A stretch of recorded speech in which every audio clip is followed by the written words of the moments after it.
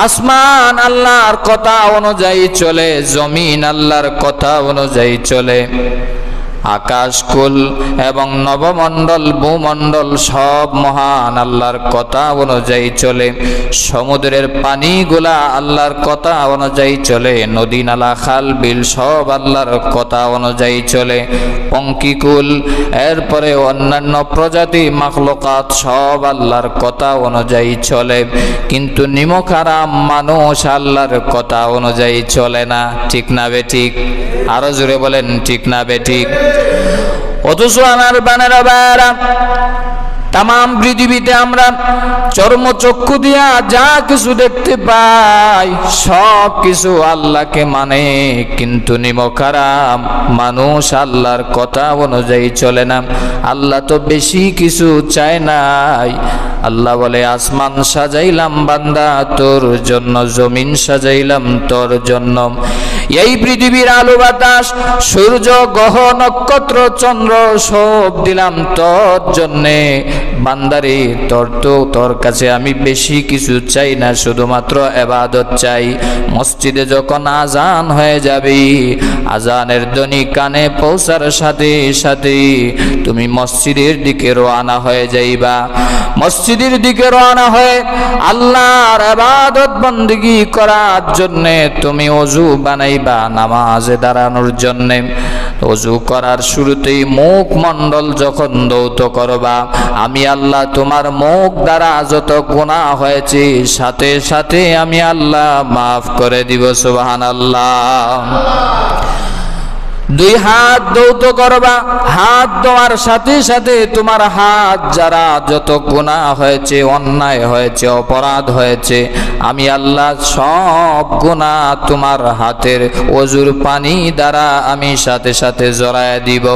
মাথা মাসে করবা, এই মাথা দ্বারা যত কুচিন্তা আকাম কুকামের চিন্তা করেছো, মাথা মাসে করার সাথে সাথে আমি আল্লাহ সব দূর করে তোমাকে গুনাহ মুক্ত করে দিব।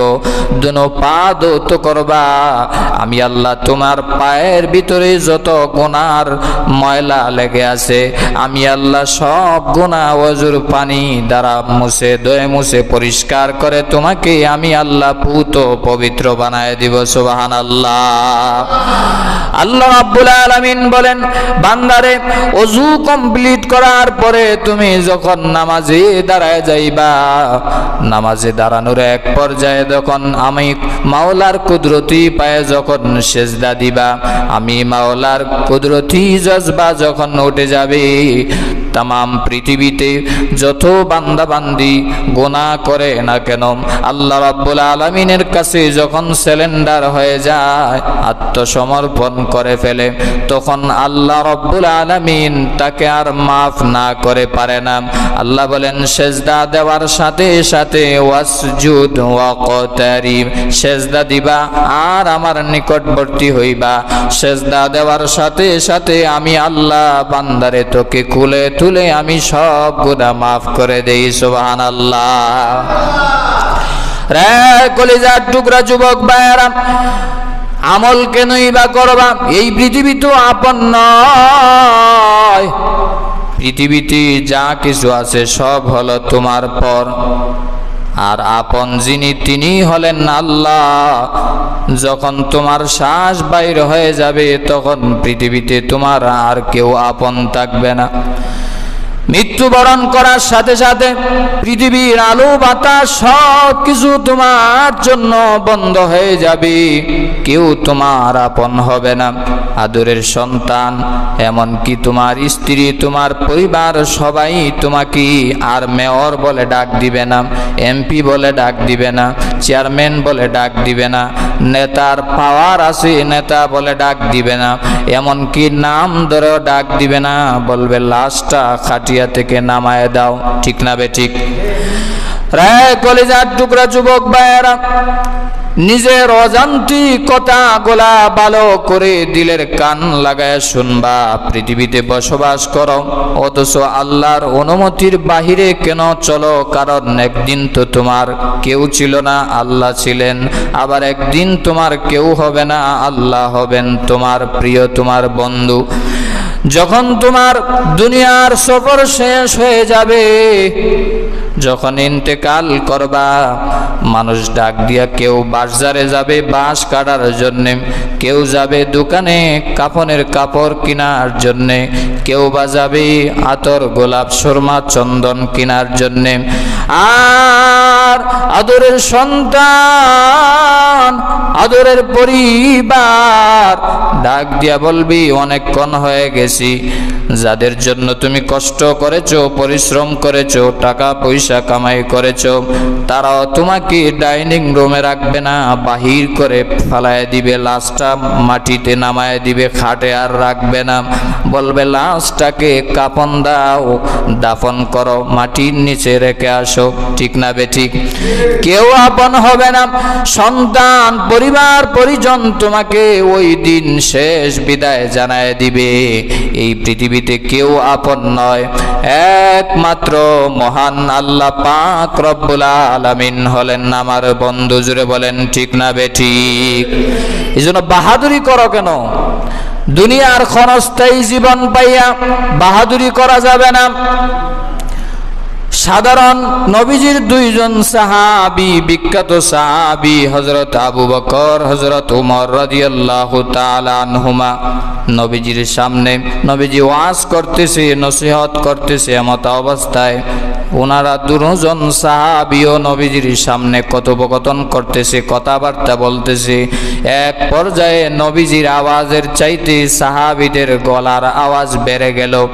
এমনিতেই মহান আল্লাহ তার বন্ধুর এই বিয়াদবি আচরণ দেখে সাহাবীরা, নবীজির এই গলার আওয়াজ সাহাবীদের বেড়ে গেল, আল্লাহ রাব্বুল আলামিন তার বন্ধুর সম্মান রক্ষার জন্য আর সহ্য করতে পারলেন না। মহান আল্লাহ সূরাতুল হুজরাতের আয়াত নাজিল করে দিলেন, লা তারফাউ আসওয়াতাকুম ফাওকা সাওতিন নবী ওয়ালা তাজহারু লাহু বিল কওলি কাজহরি বা'দিকুম লিবা'দিন আন তাহবাতা আমালুকুম ওয়া আনতুম লা তাশউরুন। আল্লাহু আকবার। আল্লাহ রাব্বুল আলামিন আয়াত নাজিল করে দিলেন, তোমাদের গলার আওয়াজ আমার বন্ধুর গলার আওয়াজের চাইতে কেন বেশি? বন্ধুর গলার আওয়াজের চাইতে যদি বেশি হয়, আনতাহবাতা আমালুকুম, তোমাদের নামাজ, তোমাদের রোজা, তোমাদের নামাজের সওয়াব এবং যাকাত, তোমাদের ইবাদত বন্দেগী, আনতাহবাতা আমালুকুম, আমি আল্লাহ সব কিছু বরবাদ করে দিব। জোরে বলেন নাউজুবিল্লাহ। এজন্য বিয়াদবি করা যাবে না, বিয়াদবি কখনোই করা যাবে না, কারণ বিয়াদবি করলে মহান আল্লাহ রাব্বুল আলামিন তার ইবাদত বন্দেগী আমল নামা সব কিছু নষ্ট করে দেয়। সাহাবীরা সাধারণত কথা বলার ক্ষেত্রে আওয়াজ বড় হয়ে যাওয়ায় আল্লাহ সাথে সাথে আয়াত নাজিল করে সতর্ক করে দিলেন যে আমার নবীজির সামনে বসেছো, আদবের সহিত বসো, আদবের সহিত কথা বলো। এই জন্য এই আয়াত থেকে পরিষ্কার ভাষায় আমরা বলতে চাই, আলেমদের সাথে যখন কথা বলবা তখন রুড়ো আওয়াজে কথা বলা যাবে না, উচ্চ আওয়াজে কথা বলা যাবে না, গলার জোরে কথা বলা যাবে না। যদি আলেমের সাথে বিয়াদবি করো, মসজিদের ইমামের সাথে বিয়াদবি করো, আনতাহবাতু আমালুকুম, তোমার নামাজ, তোমার ইবাদত, তোমার বন্দেগী, তোমার সব কিছু আল্লাহ কাট করে ধ্বংস করে দিবে। জোরে বলেন ঠিক না বেঠিক? এই জন্য খবরদার, তোমার মতের সাথে আলেমের মত নাও মিলতে পারে। আলেমে বলবে, মসজিদের ইমাম বলবে আপনি দাঁড়ায় প্রস্রাব কইরেন না, কিন্তু মসজিদের ইমাম যদি বলে আপনি দাঁড়ায় প্রস্রাব কইরেন না, আপনার মত হতে পারে দাঁড়ায় প্রস্রাব করেন। আলেম বলবে আপনাকে সিগারেট খায়েন না, কিন্তু আপনি সিগারেট খান। আলেম বলবে আপনি সুদ খায়েন না, আপনি সুদ খান, আলেমের মতের সাথে আপনার মত নাও মিলতে পারে, ঠিক না বেঠিক? আলেম সূরা টান দিবে, লম্বা সূরা, আপনার হয়তো মন চাইবে না, আপনার দোয়া টান দিবে কিন্তু আপনার মন চাইবে না, তাই বলে আলেমের বিরোধিতা করা যাবে না। যদি বিরোধিতা করেন, একদম কথা কোরআন থেকে এবং হাদিস থেকে বলছি, বানানো কোনো কথা নয়। আলেমের সাথে ইমামের সাথে বিয়াদবি করার কারণে অনেক মানুষ প্যারালাইসিস হয়ে গেছে, আলচার হয়ে গেছে, ক্যান্সার হয়ে গেছে। রসুলের শানে বিয়াদবি করলে যেই কথা, আলেমদের শানে বিয়াদবি করলেও সেই কথা, কারণ আলেমরা হলো নবীদের ওয়ারিস, ঠিক না বেঠিক? আরো জোরে বলেন ঠিক না বেঠিক? এই জন্য পরিষ্কার ভাষায় বলতে চাই, ইমাম হলো আপনার আখিরাতের রাস্তা দেখানেওয়ালা। হাদাহুল্লাহু ইলা সিরাতিম মুস্তাকিম, আপনাকে আখিরাতের পথ দেখাবে ইমাম। কারণ আপনি তো মিয়া পেশাব করে ফানিলন না, মুত্তে ফানিলন না, আপনি কিভাবে আলেমের সাথে আপনি বিয়াদবিমূলক আচরণ করেন? করতে পারেন বলার সাহসে, শক্তির জোরে, টাকার বলে, এরপরে নেতৃত্বের বলে, কিন্তু এক সময় এই জোর থাকবে না, এক সময় ক্ষমতা থাকবে না, এই তখনকার সময় এই বেয়াদবির ফল আপনি পাবেন। জোরে বলেন ঠিক না বেঠিক? এজন্য আমার বানের ভাইয়েরা বলতেছিলাম, জিলহজ মাসের ফজিলত সম্পর্কে মহান আল্লাহ পাক রব্বুল আলামিন জানায় দিয়েছেন, ওয়াল ফাজরি ওয়া লায়ালিন আশর, ফজরের কসম, ফজর প্রভাতের কসম কে আল্লাহ বলেন ওয়া লায়ালিন আশর, 10টি রাতের কসম।